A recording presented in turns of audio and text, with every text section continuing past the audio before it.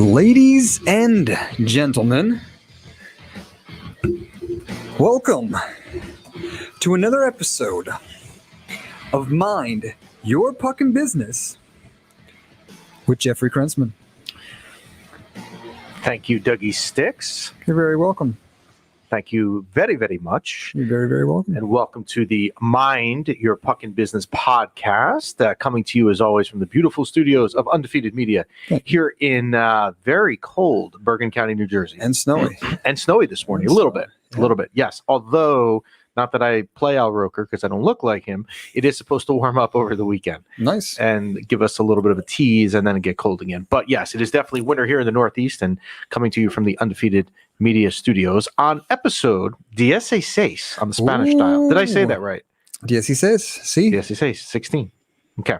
You know, last night I said to Jess, I said, how do I say 16 in Spanish? Because I usually look it up, but we were sitting there. And then I couldn't realize if we were 15 or 16, but I validated it this morning. I did my research. Nice. This is episode 16, 16 on the Spanish style. Sí. And welcome. And as always, you can hear us on iTunes, Spotify, Facebook, and YouTube. And anytime you have a question for us, you can reach us a variety of different ways. But the easiest way that because we try to make things easy here, is to email us at mypbshow@gmail.com. And as I say every week, it is amazing. As I say it, if you're following us on camera, it appears on the bottom of the screen as I say it. They're listening. But if I could get my kids to listen as easy as the email address listens, we'd be all set. Yeah. So we're ready to go. And what we're going to do today, we're going to keep the theme we've had in the last couple of weeks of having people on the show and joining us. Yeah. And we should have a pretty cool guest coming up in a little while, which we'll get to. So let's rock and roll right out of the gate with our football stuff that we've done here before the guest comes on. And we'll get into our Week 13 recap along with our Week 14 picks. So we went into this past weekend of Week 13 in the NFL, and we were 7 up and 5 down. Wow.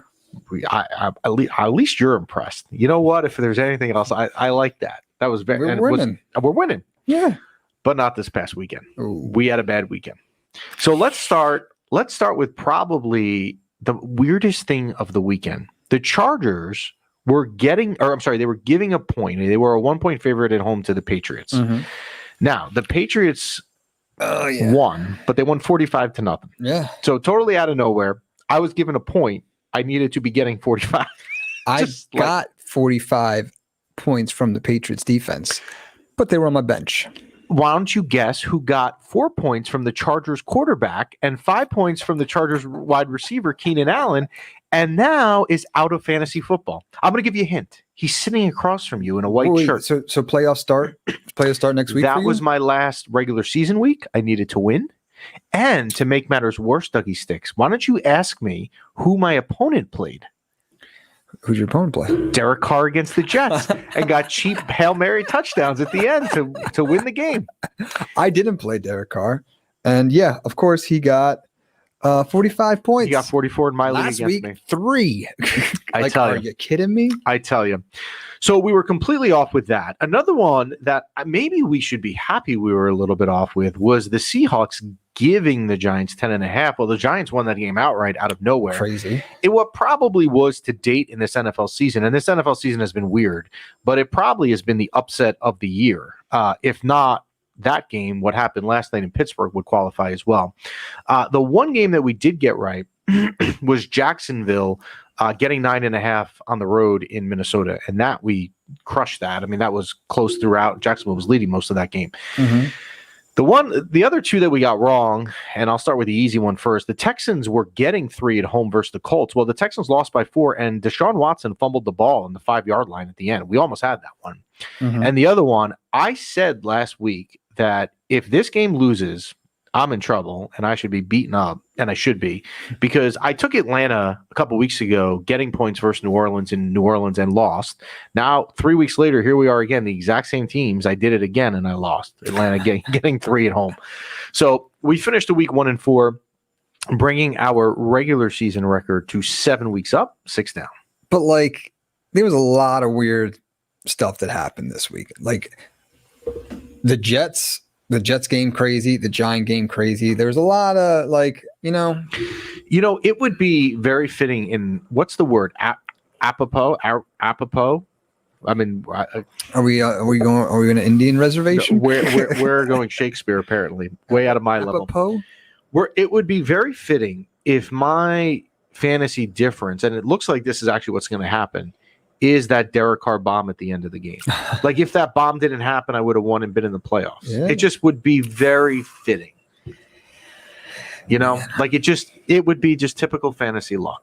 Yeah. Every year I find a new way to blow it in year 20 without ever winning this damn thing. I'm looking at it right now. Oh, let's see. Is this a oh, I need him to. So I'm right on. I'm the 4 or 5. Like what happens this week? I don't know if we have playoffs next week, but it looks like there's this one. Yeah, he won, and I need him to lose. At least for you, you're still looking at your stuff. For me, it ended this weekend. And so, as I was joking with my wife the other day, at least I'll be able to spend the next couple weekends just enjoying football and not watching it, rooting for players.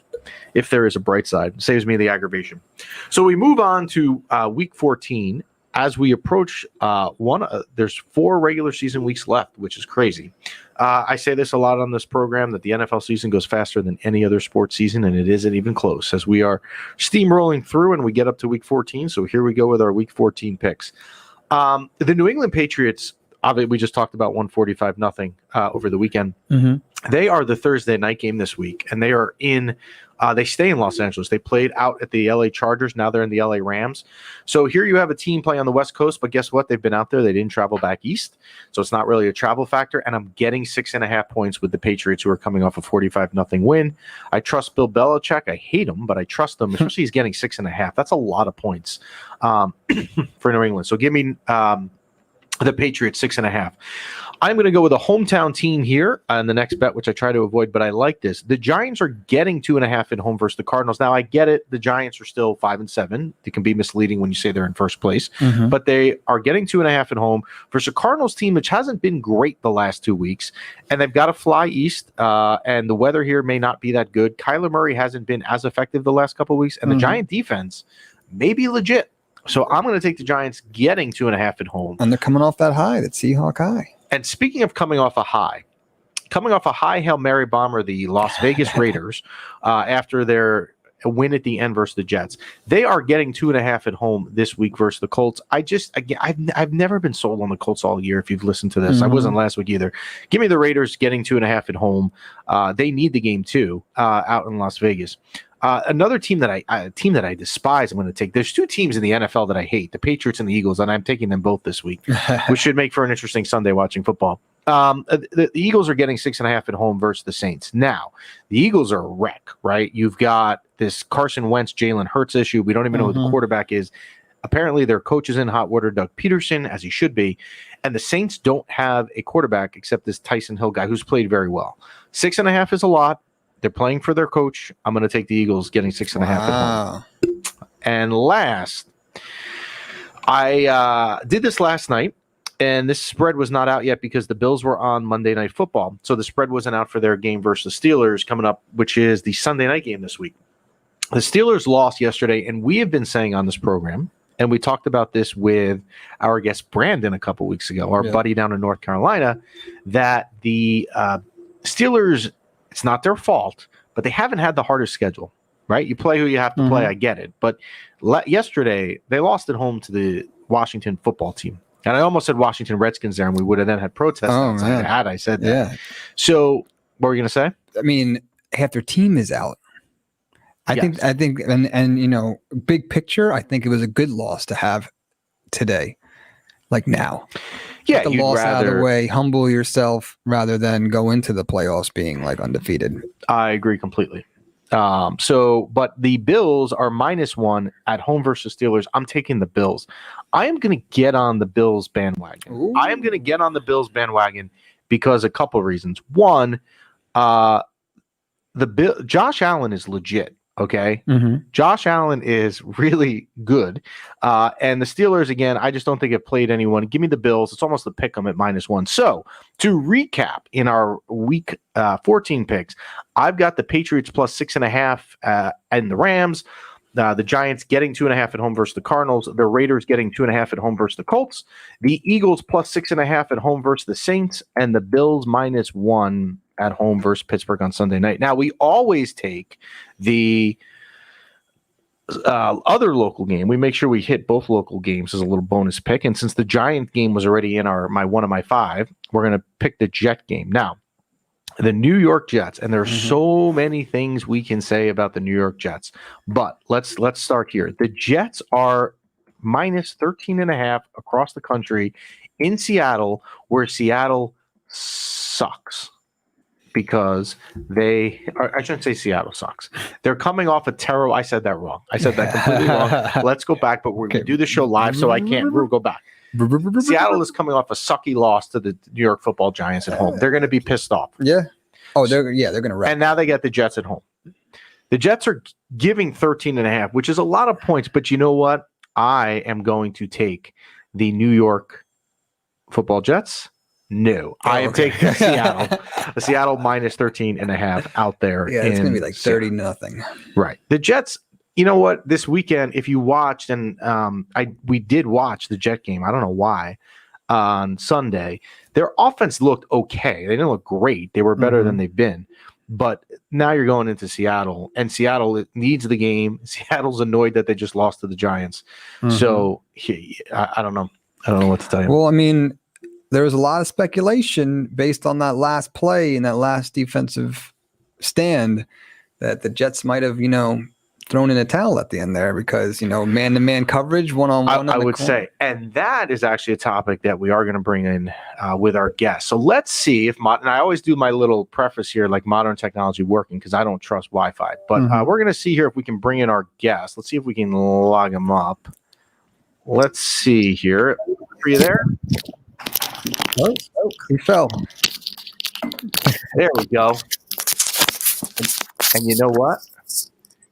He's wearing a Ranger shirt, it looks. So he's there we go. How are you guys? Sorry about that. Don't worry about it. I was just saying that you got the Ranger shirt on, which is perfect apparel for the show. I don't know if you knew that. I did not. I saw you when I logged in. I saw you were wearing your jersey. So, yeah, all good. There we go. Well, this is Cliff. And am I pronouncing your last name right? Corrall? You're correct. Yeah. Okay. This is Cliff Corrall. He runs, and we're going to put it up on the screen here for people to visit the page on their own, Cliffhanger Sports, and that is on Instagram. It is a great site. It is New York sports focused mostly. Yep. I've seen you do some NFL picks, which we love as well here. When we get them right, which is not always, and certainly not this past week. We hope you don't listen to us this past week. I wasn't much better. I started out after 8 weeks. I was running about 70%, which was like insane. Wow. So I knew I couldn't keep that going. And then I partnered up with Sports Beer and Stuff, who also does a similar, pick 5 every week. So since we partnered together, we've come back to the mean, both of us. So unfortunately. It usually happens. I told the story on this show earlier in the season. There was one year I did this pick 'em, and I was out in this huge lead, and everyone's like, "Oh, you can't keep the pace." And I said, "No, I'm red hot." I ended up finishing in 30th after my hot start. So you're right. It does tend to balance out after a while. So it's humbling. Yeah. It is. And I love the other thing I love with it every week is you think you have a game. Like I thought for sure this past weekend, the Chargers are only giving 1 to the Patriots. The Patriots have to go cross country. Cam Newton hasn't been good. 45-0 later. Here we are. Yeah, so. that and the Browns game. Those I was out of both of them in the first half. So yeah. Anyway, we won't talk any more football picks. I actually agree with your picks. So I had the Giants this week. I have the Bills as well on Monday night or whenever they play, and I kind of like Seattle again as well. So we're on the same page. So we will sink or swim together this week, Cliff. Exactly. Good. Like we're at a craps table in Atlantic City. You sink or swim the whole table together. I wish. So let me why don't we're going to stick with the football theme, and I'm going to give you credit on something, and I don't know if you know this is coming. The other night, Sunday night, I was playing around on my phone looking at sports stuff, and you had this great diagram on your page. I don't know if you did it about this Jets final play in the blitz and the fact that, Adam Gase should be fired immediately. Why are we doing an 8-man blitz? Well, you were clearly onto something because yesterday the defensive coordinator, Gregg Williams, got fired as a result of this dumb play at the end. Explain to me, maybe you could explain to our listeners, why was this such a bad play call? Well, I did. First of all, I've gotten some pushback on Instagram and other mediums by saying that the fact that Williams was fired shows that they weren't, tanking on purpose, that he just made a bad decision. And I guess Gase wasn't calling defensive plays, Williams was. So you could look at it either way. But to answer your question, the diagram, no, that I pulled off ESPN. That they did do in the post-game show. They did highlight that they had 8 men up in the box. But looking back in history, when you have 13 seconds left, no timeouts, and you have to score a touchdown, there's never been a play since they've been recording these stats. There's never been a play in NFL history where a team has sent a zero blitz, 8 guys, and left all of their defensive backs one-on-one, especially a rookie, facing probably with the fastest guy in the NFL, one of the fastest guys in the NFL. Yeah. So, so if you like just compare to the end of the Giants game where, they rushed 4 on the last play of the game. And you could see that, when the throw it came in, there were 4 Giants defenders around the receiver. And it's just typical Hail Mary. It was, there was no shot of scoring. So to me, I felt like, and if you listen to the press conference after, especially the players, especially May, who doesn't really speak too often, and when he does speak, he never says anything controversial. He basically called out without calling out Williams. He said, we need a better play there. We need, we all looked at each other in the huddle and said, what is this play coming in? You got to be kidding me. So my perception was that it came down from somewhere, up above. And I don't know if it was, senior management. I don't know if it was Gase.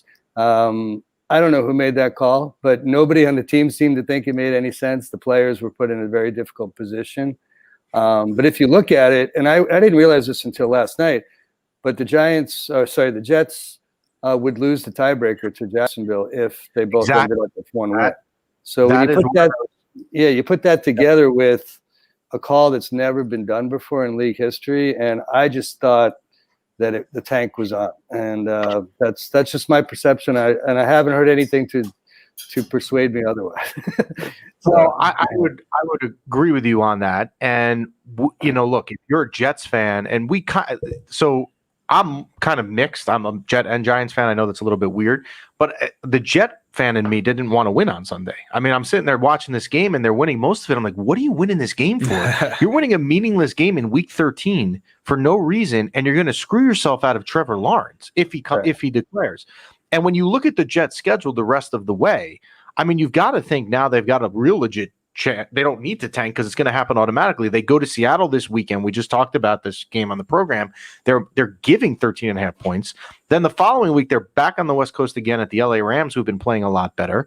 Then they have the Browns, who, look, I guess are real. They're 9-3. I mean, I got to give them credit. And then they end the season in Foxborough in New England. They're not going to win. They're going to be 0-16. Yeah, they will. I actually put out a post. I think it was week 8, and I said 0-16 with a question mark. And I went through the whole schedule, and I think the Chargers game and maybe the Raiders game were the only 2 that I thought, that they had a shot. Looking at the schedule, even without trying to lose. And the Chargers, you weren't that far off on because they were in it on the final drive. They only lost by 6, and they were in it. So, say something? Chargers find a way to lose all the time. So yeah, we say that all the time here, even when they don't lose by 45. Yeah. So going back to the firing that we just had, right? And what was his name? The defensive Gregg Williams. Gregg, right? So do you think that's just a Band-Aid? Because at the end of the season, they're just going to clean house anyway. That's like, let's show face. Let's throw this guy under the bus because he's going to get fired at the end of the season anyway. They all are. You think it's just possible. a Band-Aid? There's no show face for the newspapers. If you're the Jets, you can't bring Adam Gase back. You can't bring back a coach who's 0-16. And also, if you're going to go on the notion, God willing, that you can have fans in the stadium, how are you going to sell tickets to the season ticket holders or fans when you're bringing back a coach who just went 0-16? Well, yeah, at the end of the season, they're getting rid of him. But like for now, let's get rid of the defensive coordinator, make it look like we weren't trying to lose. We'll let Adam lose, and then we'll start fresh next season. Yeah, it's been a bad fit. So let's shift gears to the other team in town, and that is the Giants. And Cliff, you actually mentioned this a minute ago, actually, when you were talking about the Giant defense, how they lined up at the end of the game. Pete Carroll, the coach for the Seahawks, Sunday in his postgame, gave tremendous praise and how shocked he was at how good the Giants defense is. Is the Giant defense for real? I think so. And I think there's a couple things. Last year, we had no pass rush whatsoever. So, even though our secondary is considerably better this year, I think, than it was last year, especially with Bradbury coming in. He's a real lockdown corner. And if you watched him play against Metcalf yesterday, DJ, I think he had one catch over 20 yards, and he leads the NFL in catches over 20 yards. So when you could put a guy like Bradbury on a Metcalf and effectively, shut him down to as much as you could shut Metcalf down. He did. That helps. And but last year, I think we were last in the league in sacks. I think maybe we were either 31st or 30th in total sacks and quarterback pressures last year. So, and I was really critical of Gettleman for not bringing in an edge rusher. I thought there was ample opportunity for him to either draft an edge rusher or sign one in free agency, and he didn't. And then when they brought back, I can't remember his name, but they brought back the edge rusher, and then they cut him this year. So, but the real focus from the Giants has been that they've been able to stop the run. They've been able to put teams in third and long, or in second and long, and they've been able to force them to pass, and they've been able to put pressure on the quarterback, and that gives your secondary some time, to you don't have to stay with your receiver for 6 or 7 seconds like some games we saw last year where Dak Prescott threw 400 yards against them without even being touched, right? So that hasn't happened this year, and you watched the game against Seattle, and he was under pressure all day long. So it kind of reminds me of looking back. If you watch some of the Super Bowl tapes, against New England, Brady was getting battered every play, and it's remarkably, in my opinion, that's kind of where we are now. The defense has really stood tall, and going back to Giants football again. It is, yeah. Patrick Graham, who's the defensive coordinator and obviously new to the staff, under this Joe Judge regime that started, has done a great job. I read somewhere, and I don't know if I agree with this, that he's going to be a kind of hot commodity for a head coaching job. I'm not sure if he's at that point yet, but he's done very, very good with the defense. And the Giants' schedule here remaining, they're home this weekend versus the Cardinals, and I'm a little surprised they're getting points at home. Not that I would expect them to be a huge favorite, but the Cardinals have not been good lately. They lost up in New England. They lost at home last week to the Rams. They got to travel east. Kyler Murray hasn't been exceptional. They've kind of come back to earth like our football picks.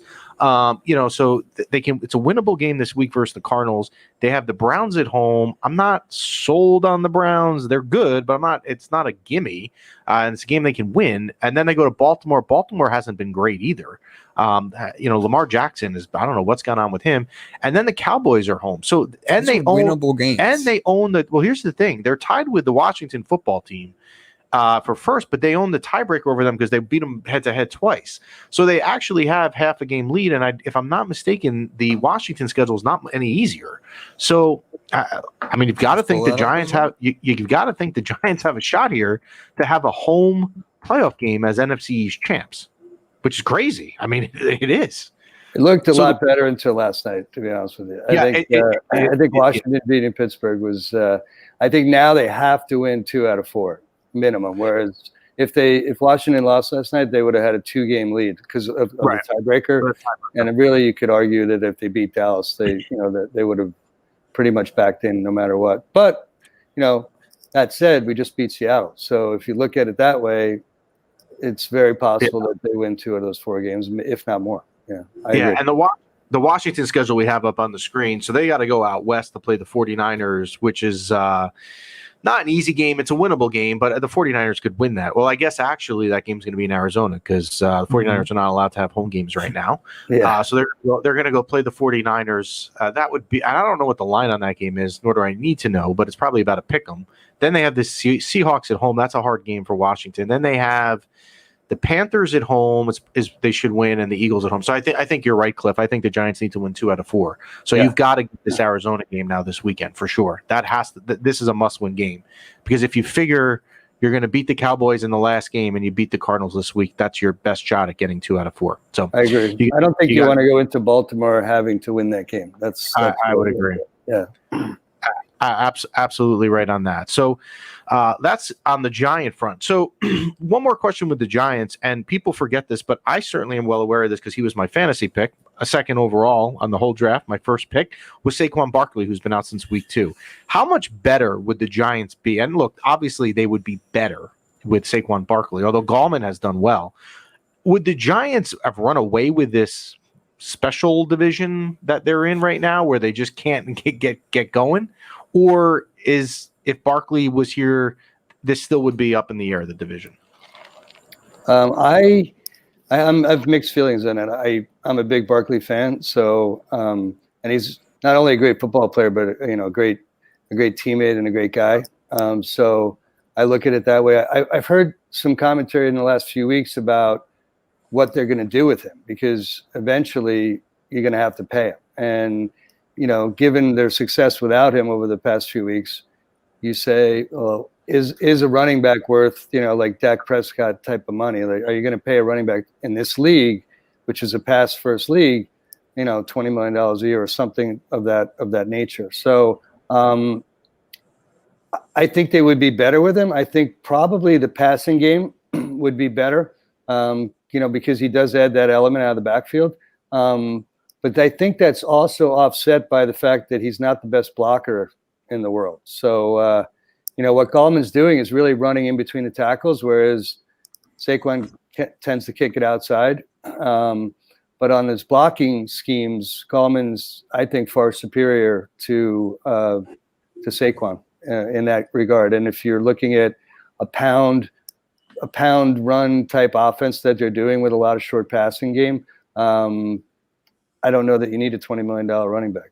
I guess that's my short answer. It's hard to say that because I really do like Saquon. So, yeah. So shifting gears to the NFL overall before we switch sports, let's talk about the AFC. The Chiefs are probably right now, at least in my opinion, the team to beat. And then you have the Steelers losing yesterday, as we talked about. That also is going to screw them on home field because now the Chiefs own it, as they're both tied at 11-1. So I would say the Chiefs are the team to beat here in the AFC. If I give you a couple teams, tell me who's the biggest threat to the Chiefs. The Steelers, the Bills, the 8-4 Dolphins, I guess, need to be in the conversation, or the 9-3 Browns. Who's the biggest threat to the Chiefs? I would say the Bills would be. I think the Steelers kind of showed us last night that I wouldn't say they're the worst 11-0 team ever, but they seem to win ugly, and I don't think against the Chiefs that they would stand a chance. I don't think they can, win a track meet game with the Chiefs, and I think the Chiefs will score against whoever they play. So I look at it, whereas I think the Bills probably have a great defense, and they are capable of putting up points. And the Chiefs defense allows points, to a team like the Bills, which can go up and down the field. So to me, that would be the most exciting AFC championship game, I think. And I would throw the Browns in there. Like you mentioned a few times already today that you're not quite sold on the Browns yet. But if they can, hopefully not against the Giants, but if they can continue their surge over the last few weeks and go into the playoffs hot, they would be a team that again, they control the ball. They can keep the Chiefs off the field by running, and that's the only way I think. I don't think the Chiefs are going to lose to anybody, but I think probably the best two teams matching up would be Buffalo head to head because they can score and they have they have strong defense, and I think the Browns, if they can continue their momentum because they can stop, they can keep Patrick off the field. Yep. Yeah, I would agree. The Bills, and I watched the game last night. They're for real. I think Josh Allen is. The GM up there got criticized when they picked him at number 7 overall a couple years ago, but now it looks like it was the right pick for sure. They can score, and I've been saying on this program, Cliff, for a couple weeks now, the Steelers, and they had been undefeated, are the weakest undefeated team we've ever seen. And it's not their fault. They just have had a very easy schedule. You play who you play. I'm not throwing that on them, but they didn't really play anyone great if you look at their schedule. So if we shift to the NFC, the NFC doesn't really have a runaway team. I mean, the best record is the Saints at 10-2. The Packers are 9-3, and then you have the teams in the NFC West. The Seahawks and Rams are 8-4. I'm not even going to throw the NFC East in the mix. So out of the Saints, Packers, Rams and Seahawks, and just for fun, we'll throw the Buccaneers in with Tom Brady. Who's the team that's going to come out of the NFC? I would say the Packers probably have the best shot, and I think, again, they can score with any team. They do give up points, which is something that you have to worry about. This defense typically wins championships, but I don't think, like you mentioned, I don't think there's a standout team in the NFC. I actually had a conversation with somebody yesterday and said, if the Giants were to make the playoffs, I said, name a team in the NFC that they would play where they would be more than 7-point underdogs. And I don't see one. I really don't. And they home too. Yeah. So, so now you look at the Saints, if Breeze comes back, that's a whole different picture. So it's amazing what the coach has done. What are they, 9-0 without Breeze over the last 2 seasons? So it's pretty amazing. But I don't think Taysom Hill in a playoff. I can't imagine seeing Taysom Hill against Patrick Mahomes in the Super Bowl. Hopefully not. So yeah, I mean, that's the big X factor. I think if Breeze gets back on the field, they could run through it. But the other team to consider besides the Packers, I think, would be the Rams. And the Rams, again, they run the ball. They have very strong defense, and their quarterback, he's hit or miss, but he's seemed to have put it together over the past 5 or 6 games. So I think I would say Packers first, Rams second, and the Saints as a wild card depending on Breeze's health. Well, we will revisit this in a couple of weeks, or actually about a month only, and see if you're right on that. So let's go. Since I am in Ranger gear today, as I usually am on this program, and you've got this. There we go. I can spot the logo from a mile away. I can't tell you what I had for breakfast, but I can spot the Ranger logo. So why don't we shift gears? And there was some very positive news that broke about 30 minutes before we started the show today, and that is that the NHL has ironed out. There have been some issues that they had to figure out between the players union and the league, which has been holding up the start of the 2020-2021 season. And it sounds like this morning they figured it out, and they are now gearing for a January 13th start with a 56-game season. However that's going to look, there will be some divisional changes. For example, the Canadian teams are going to be in one division because they can't travel cross-border right now. So there will be some changes, but it definitely looks promising to get hockey back. Now, if you're a Ranger fan, as you and I are both, I am also a season ticket holder. I'm going to go back to an email that I want to ask you about that I got 2 years ago. In 2018, the New York Rangers, and this was public, so it's not just went to me, sent a letter. Yes, the letter. Right. The letter that, and I'll explain to our listeners what we mean. So I had received the letter along with other Ranger season ticket holders in the spring of 2018 from the New York Ranger management. In particular, their general manager, Jeff Gordon, wrote it, or his PR team wrote it, I'm sure. And it basically said, brace yourself, because we are going to undergo massive changes. We're going to get rid of guys that have been centerpieces here for a long time. This is a rebuild. It's going to be painful, but it's the best thing for us to do. This was 2.5 years ago. And if you're a Ranger fan, even though the Rangers have had a lot of luck along the way, you have to be thrilled 2.5 years later where they are. Started out this year, highlighted, of course, by the Alexis Lafreniere number 1 pick selection. Last year, they landed the number 2 pick in Capo Caco. And then the year before, they drafted at number 9 a guy named Vitaly Kravtsov, who right now is tearing it up in the KHL in Russia.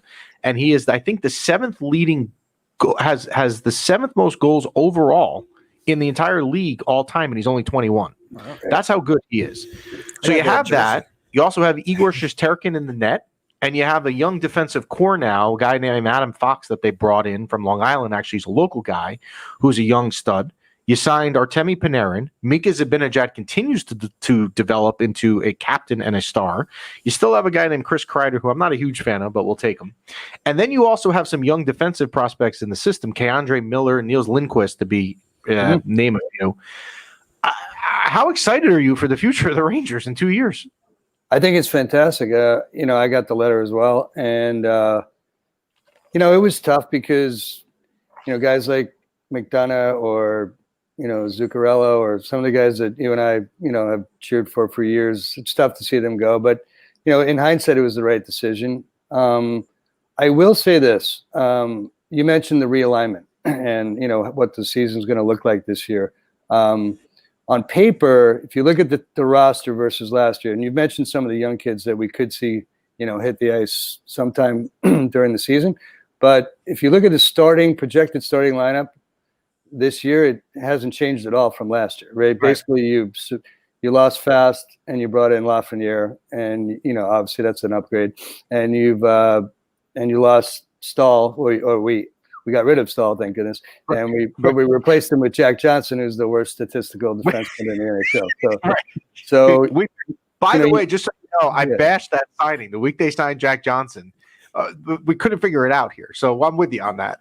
Right. So if you're on paper, they're virtually the same team as last year. Now, looking at that, if you go back from January 2nd until the beginning of the playoffs, obviously with the break in between, the Rangers had the second best record in the NHL. I think they were tied for second or third, best record in the NHL from January 2nd on.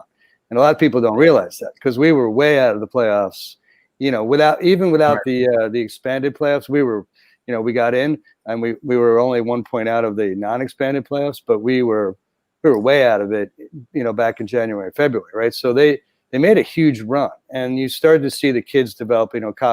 Capo played much better in the second half of the season. Obviously, I think in the playoff series against the Hurricanes, he was probably the best guy on the ice for the Rangers, over the 3-game sweep. So I'm excited, very excited. On paper, we have, like you mentioned, we have Miller and Lundqvist that are going to crack the lineup on defense. And Kravtsov, while you said he was hot, he has definitely cooled down over the last 3 weeks. He kind of hit a wall with his scoring, but yeah, he was lighting it up the first month of the season. And he does, as you mentioned, he does hold some records as most goals scored at under 20 years old in the KHL history. So, or in the top 2 or 3. So yeah, he's a talent for sure. So I think it's all about the kids developing, really, and how quickly they develop. A lot of people, like you mentioned 2 years. I think the window is open now. I don't think they're going to win the cup this year. I think they'll probably make the playoffs. But I think the window, if you look at the way the salary cap is structured, you have to win now. I mean, and this season is the beginning of we need to win. Whether they, how far they go this year remains to be seen. And I think next season will probably be the season where, the pressure is going to switch to, we're a bunch of young kids and we're, the underdog to being considered, one of the top teams in the East for sure. And if you look at the way the salary cap works, a guy like Austin Matthews signed his extension contract with Toronto in his 3rd year in the NHL. They're paying him $10 million a year. So, Lafreniere 2 years from now could be, in that conversation, right? And then additionally, you mentioned Mika. Mika is an unrestricted free agent at the end of next season. He's going to get a $10 million contract. So you could end up with being the Toronto Rangers, where you have 4 guys making $40 million. If you think about it, right? So that was the reason why I was against re-signing Chris Kreider to the amount of money that they re-signed him for. It was a lot of money. It blocks, injury prone. Yeah. And he's injury prone. I like Chris Kreider, but I've never understood some of the hype. Let me ask you one last question before we let you go. And I like David Quinn. I'll give you a little backstory. I went to Boston University for college, which is where he came to the New York Rangers from. So I knew who he was because I follow BU hockey. I like him. Is he, now that you're at a point where, again, the Rangers window is just opening up, so you're kind of entering this maybe 3 to 5 year window, hopefully even longer, time frame where you're going to have the talent, is he the right coach to be behind the bench?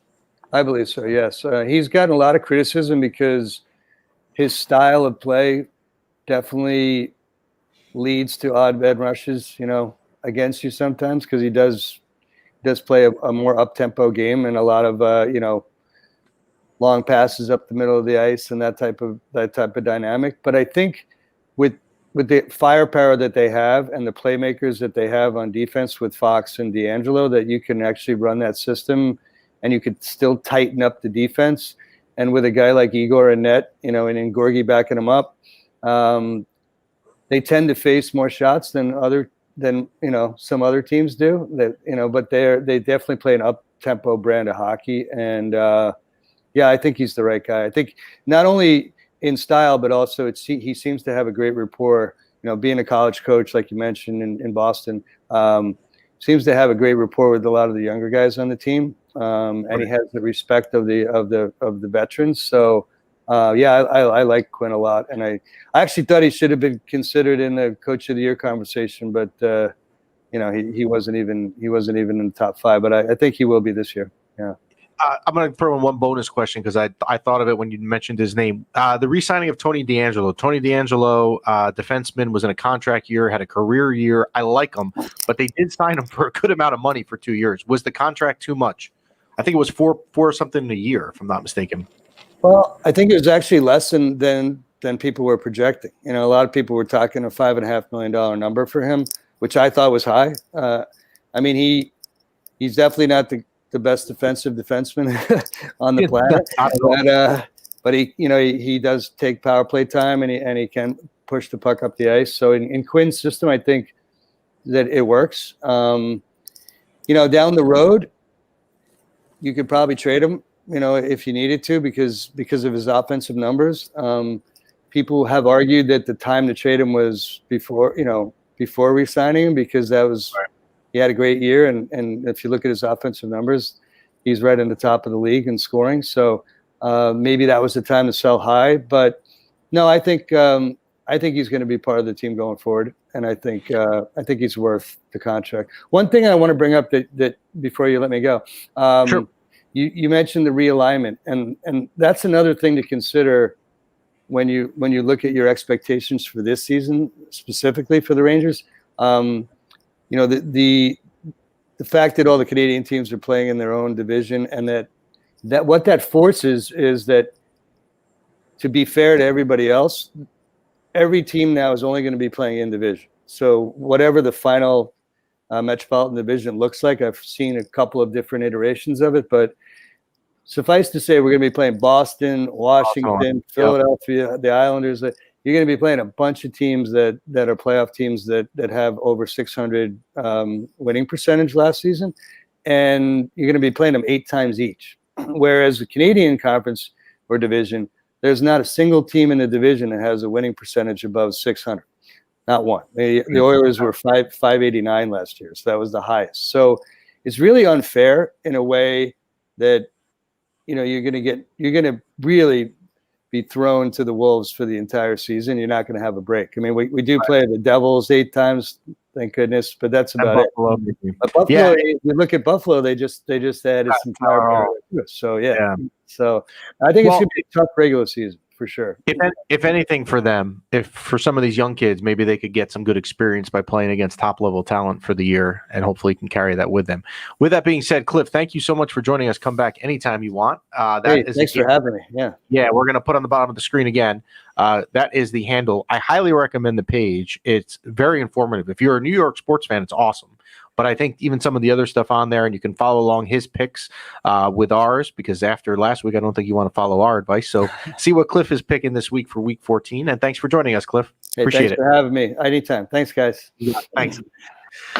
So that was informative. He certainly knows his stuff. At least we try to bring on some informative guests. Absolutely. And Cliff certainly fits that mold for sure. That will wrap up episode number. See, I'm not going to say the you forgot it already, didn't you? I have not. 16 on the Spanish dial on the Mind Your Fucking Business program. Now, next week, We don't usually do this. We do have guests sometimes, but I don't really have guests booked that far in advance. It did happen with Curtis Gabriel of the San Jose Sharks, but we do already have a guest all set next week, so you can tune back in. We will take a shift in the program content with this guest. I will tell you, in that the Mind Your Puckin' business name, the one word in it we don't do a lot of is business. We're going to switch content and gears for a week and bring a guy on who's going to talk some business stuff. Nice. He also is an NFL fan. He is actually a Giant season ticket holder, and he will be on the program hopefully next week. So tune in for that. Thanks for joining us. And as always, you can send your emails at any time to mypbshow@gmail.com. We do check that occasionally. I do have it on my phone, so we do see the emails come in. And we also see we get a lot of emails that are about like our passwords having to be changed, as you and I were talking about yesterday. They get sent to that email for some reason. But anyway, thanks for tuning in. And again, thanks to Cliff Corrall of Cliffhanger Sports for joining us. And that will wrap up the episode. Anything else to say on your end, Dougie Sticks? No, the only thing that I was going to ask, Cliff kind of already answered it, is now with this Canadian league, how is that going to affect, the Rangers? Is that a better chance for us to make the playoffs? No, it would be worse. It would be less. But and we kind of talked about it for a minute. Like Cliff brings up a good point. They're going to be thrown to the Boston Bruins. They're going to be playing the Washington Capitals, who happen to have a goalie named Henrik Lundqvist now as a backup. They're going to be playing other teams the Islanders are really good. The Flyers are getting better with Alain Vigneault. So it's probably a very bad break for the Rangers. However, if the young kids can develop and play against the Brad Marchands of the world and David Pasternak's up in Boston, you know what? Maybe by the time the world goes back to normal, hopefully later on next season, and there's fans back at the world's most famous arena, maybe that experience can be good for them. So anyway, thanks for tuning in. That is it for this week. We will see you next week. Be well and be safe.